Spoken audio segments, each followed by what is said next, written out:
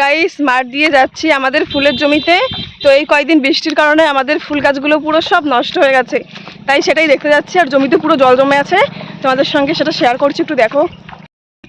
তো বন্ধুরা এই যে চলে এসেছে, এই দেখো জল দিয়ে এই যে এখন যাচ্ছি আমাদের ফুল খেতে। আর জল এত, ওই পাশটা আরও জল বেশি ছিল, এখানে জল একটু কমই। আর জুতো খুলে হাতে নিয়ে নিয়েছি, কারণ জুতো পরে তো আর এই জলের মধ্যে হাঁটা যায় না। এই দেখো এখানে হচ্ছে কাদা করা হয়েছে ধান লাগানোর জন্য, আর সামনেই হচ্ছে আমাদের ফুল ক্ষেত। তো তোমাদেরকে দেখাচ্ছি আমি গিয়ে। বলতে পারো যে আমার ঠোঁটে লিপস্টিক কেন, কারণ আমি গেছিলাম একটু আগে একটু বাজারে, ওই কারণে ঠোঁটে লিপস্টিক রয়েছে, ওটা আর ধুইনি। তো বাড়ি চলে আসলাম, এসে মাঠেও চলে আসলাম। আর গাছগুলো নষ্ট হয়ে গেছে, মানে ফুল নিতেও পারিনি। একদিন হয়তো ফুল তুলেছে, তারপরেই গাছের এই অবস্থা তোমাদেরকে দেখাচ্ছি। তো এই দেখো জলে পুরো একদম জমিতে এখনও জল রয়েছে বৃষ্টির কারণে। আর গাছগুলোও নষ্ট হয়ে গেছে, ফুলও তেমন আর কি হয়নি গাছে এই বৃষ্টির জন্য।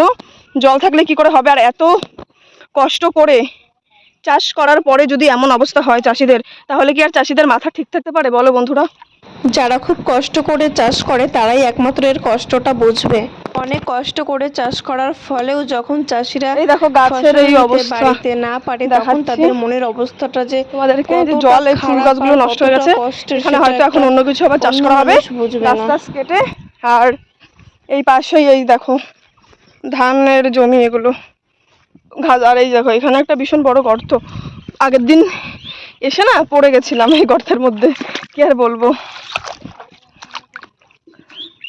তো এই যে যাচ্ছি, দেখো এই পাশ দিয়ে প্রচুর বর্ষা যখন হয় অনেক রকমের মাছ থাকে, একটু জলের জায়গাটা একটু নিচুর জন্য জল সব এখানে চলে আসে।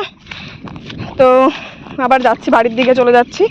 তো ভিডিওটা ভালো লাগলে তোমরা অবশ্যই লাইক কমেন্ট শেয়ার করে দিও, আর প্লিজ পেজটাকে ফলো করে দিও। আর ইউটিউব থেকে দেখলে পরে আমার চ্যানেলটা সাবস্ক্রাইব করে দিও। আর তোমরা যদি এমন ধরনের ভিডিও দেখতে চাও তো আমাকে অবশ্যই কমেন্টে জানিও, তাহলে মাঠের ভিডিও অবশ্যই আমি আনবো।